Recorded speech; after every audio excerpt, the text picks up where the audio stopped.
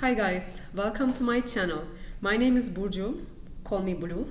My channel is all about finance. I cover different topics in every video. These are all education purposes. I'm not an investment advisor. Please do your own due diligence. Thank you and enjoy the video. Thanks a lot. Today we'll cover the basics of fixed income market, the fixed income securities. In later videos, we'll also cover some of the fixed income derivatives as well. As part of fixed income securities, we'll focus on bonds. What is a bond?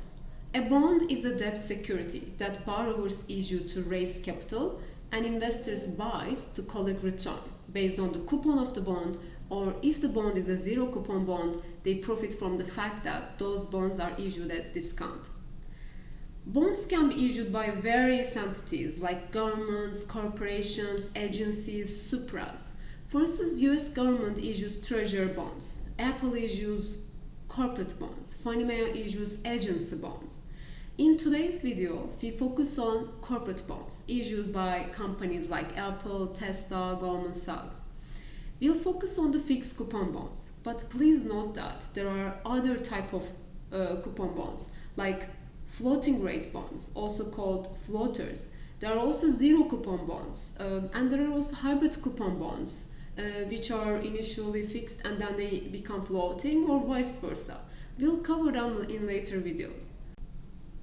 Another so useful classification of bonds is based on their ratings, like investment grade and high yield.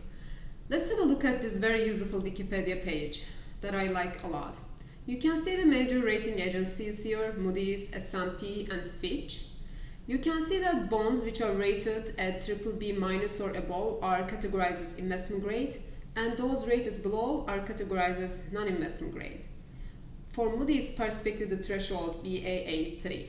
An important jargon to know is that bonds are classified as fallen angels and rising stars. Bonds which used to be classified as IG but then downgraded to high yield are called as fallen angels.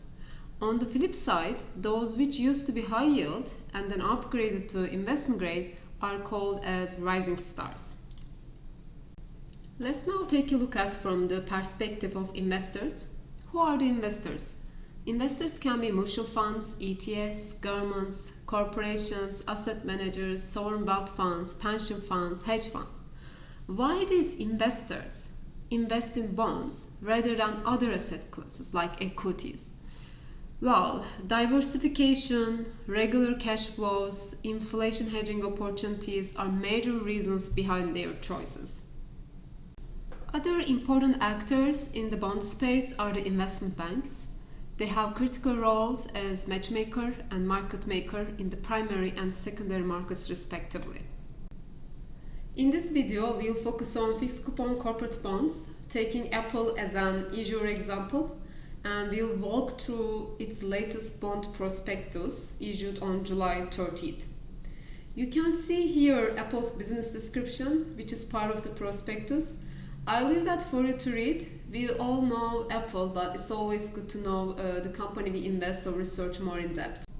Let's start with Apple's prospectus. Here is Apple's prospectus.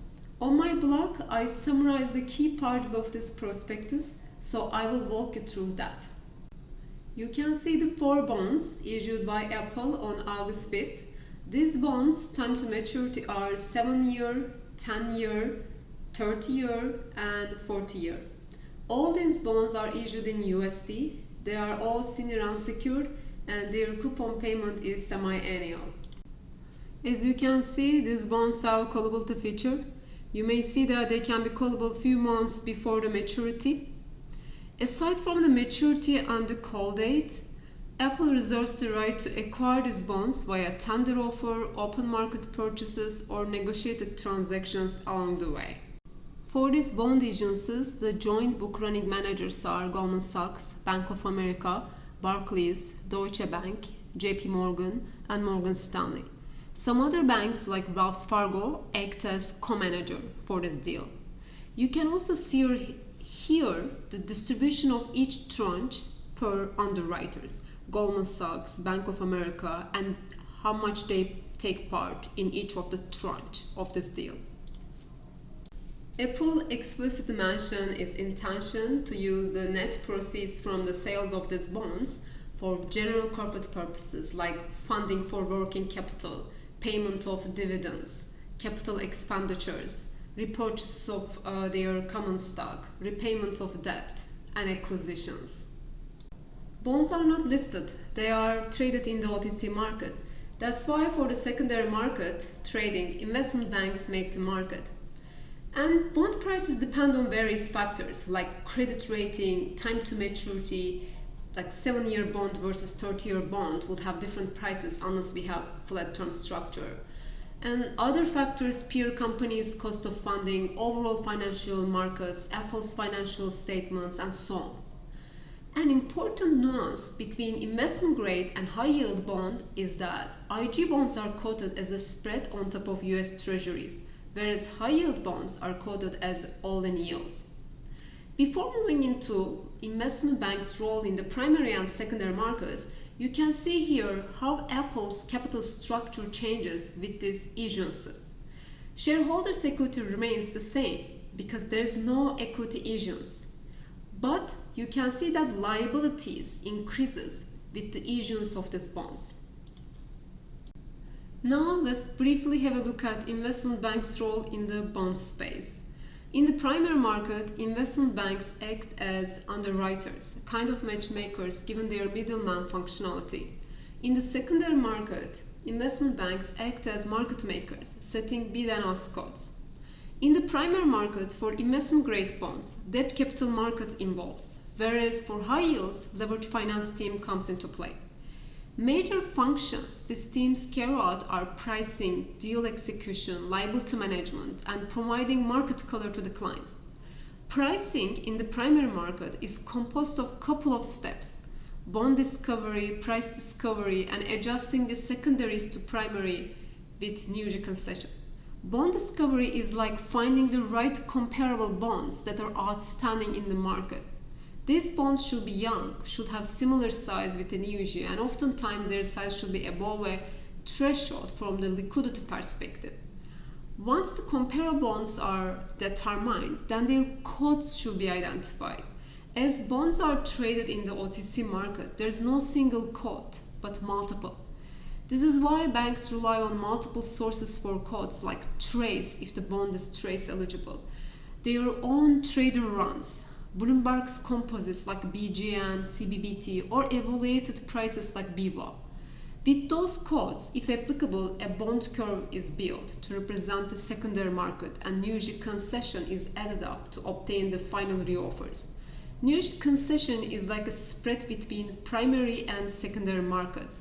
It can be positive or negative, and its size will depend on market conditions and select comparables. Newgy concession is so subjective. Often debt capital markets and syndicate teams have different views around the Newgy concession. While pricing bonds, another factor to keep in mind is ESG. So if a bond is green, social, sustainable linked, then they are preferred by the investors. So pricing will be a little bit different than the regular bonds. Like cost of funding for the issuer will be lower compared to an equivalent non-ESG issue.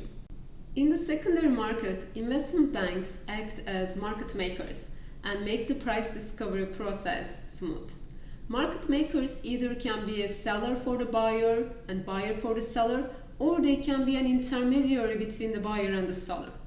For the bonds which are verity traded, RFQs come into play, and as clients request for the quotes, market makers provide them the quotes based on the bond and the trade size and based on other factors.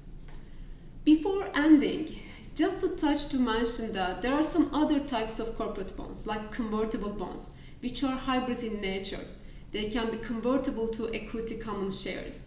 Some issuers like Tesla prefer issuing convertible bonds, for instance, because of their lower cost of funding or because of the investor demand. And also another factor that they actually consider is the lack of need for credit rating requirements. Thank you very much for watching. These are just the basics. Stay tuned for more in-depth analysis of bonds and fixed income securities and derivatives. Thank you very much for watching. Hasta la próxima.